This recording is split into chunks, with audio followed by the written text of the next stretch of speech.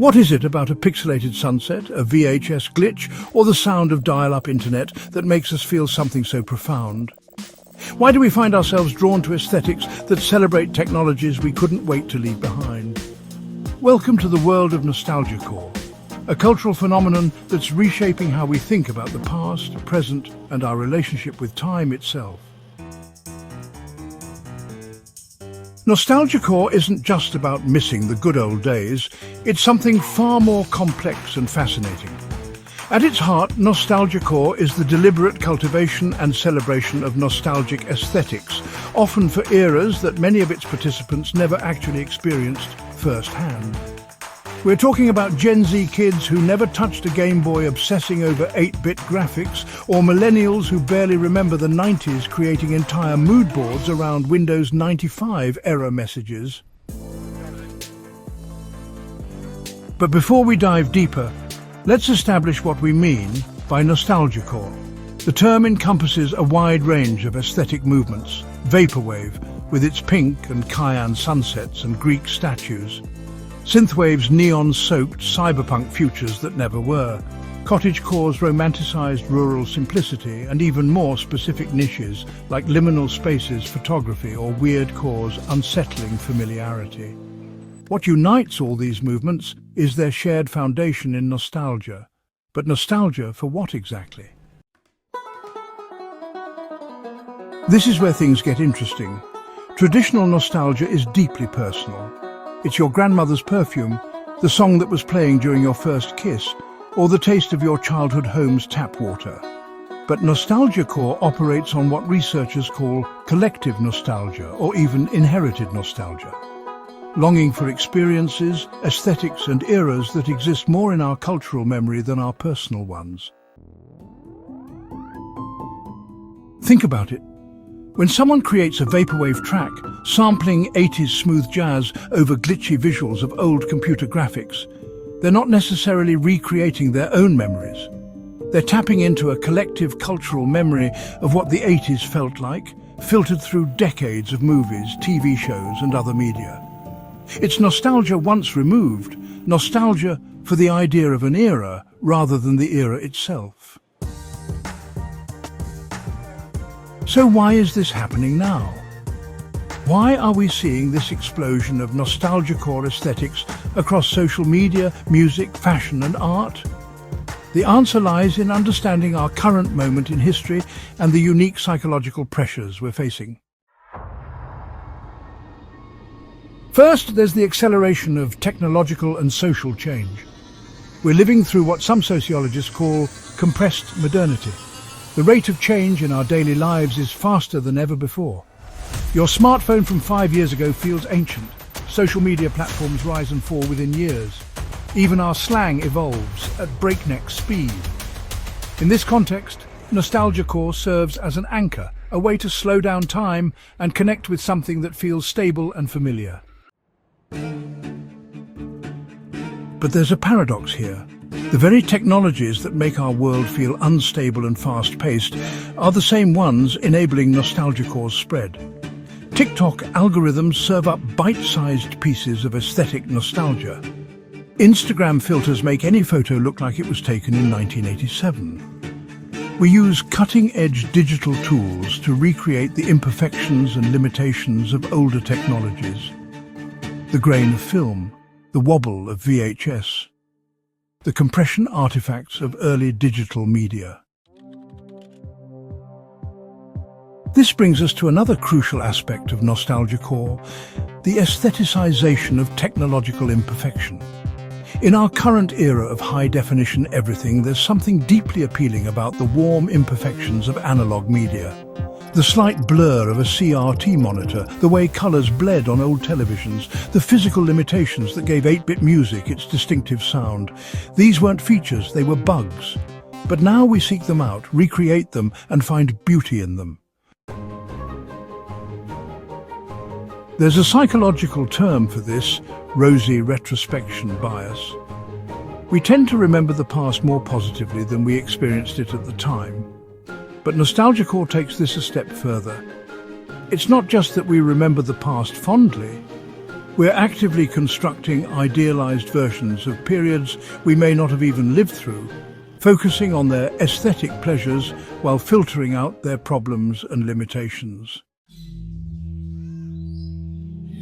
Consider the cottagecore phenomenon: rolling hills, handmade bread, flower crowns and mason jars filled with wildflowers. It's beautiful, peaceful and completely detached from the realities of pre-industrial rural life. The back-breaking labour, the isolation, the lack of medical care, the constant threat of crop failure. Cottagecore takes the aesthetic pleasures of rural simplicity and strips away everything that made that life difficult or dangerous. This selective editing of the past isn't necessarily bad, it's actually a fundamental part of how culture works. Every generation reinterprets and reimagines previous eras through their own lens. What makes Nostalgiacore unique is how conscious and deliberate this process has become, and how it's been accelerated and amplified by digital technology. The internet has democratized both the creation and consumption of nostalgic content. Anyone with a smartphone can create a liminal space photograph or a vaporwave album cover.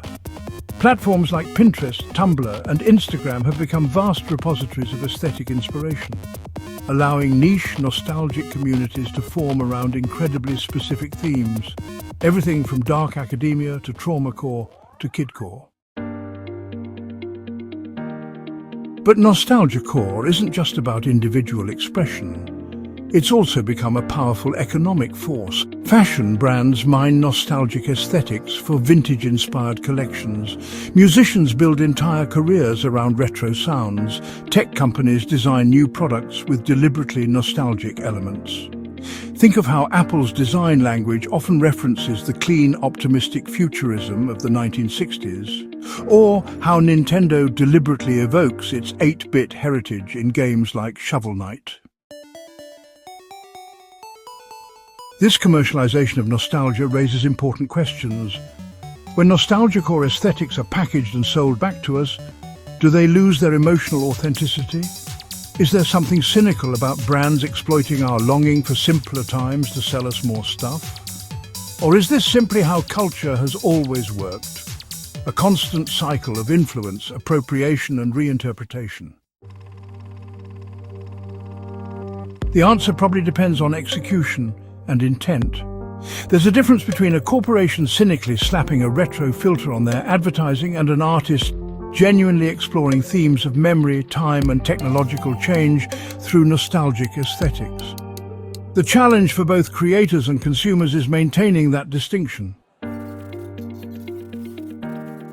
One of the most fascinating aspects of Nostalgiacore is how it reveals our complex relationship with progress and technology. On one hand, we're living in an era of unprecedented technological capability. Our smartphones contain more computing power than the machines that sent humans to the moon. We can video chat with people on the other side of the planet, access virtually any piece of human knowledge instantly, and create professional quality art and music using free software. Yet simultaneously, we're drawn to aesthetics that celebrate technological limitation and imperfection. We use Instagram filters to make our crystal-clear digital photos look like grainy Polaroids. We add artificial static to our pristine digital audio. We deliberately seek out the visual artifacts of obsolete display technologies. What does this say about our relationship with progress? Perhaps it suggests that our rapid technological advancement has come at a cost.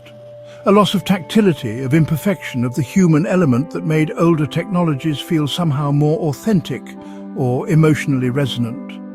When you took a photo with a film camera, you had to be deliberate about it. You couldn't take 100 shots and pick the best one. The process had weight and consequence.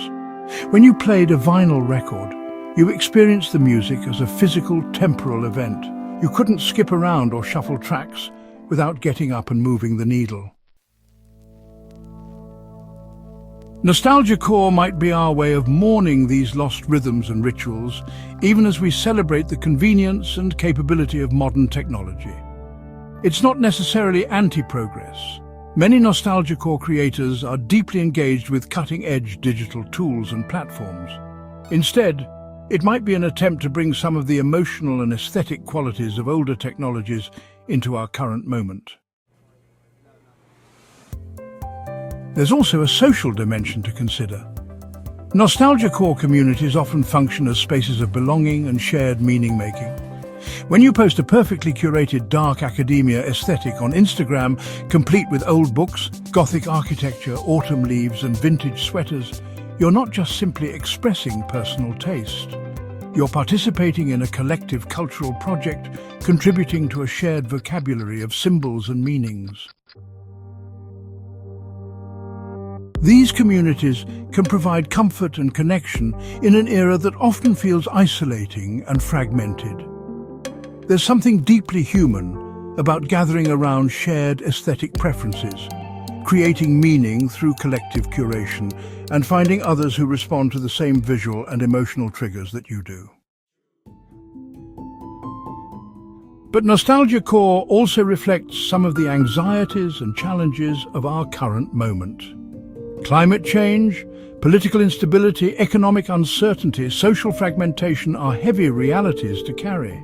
In this context, Nostalgiacore can function as a form of emotional regulation, a way to access feelings of comfort, simplicity, and stability that feel absent from contemporary life.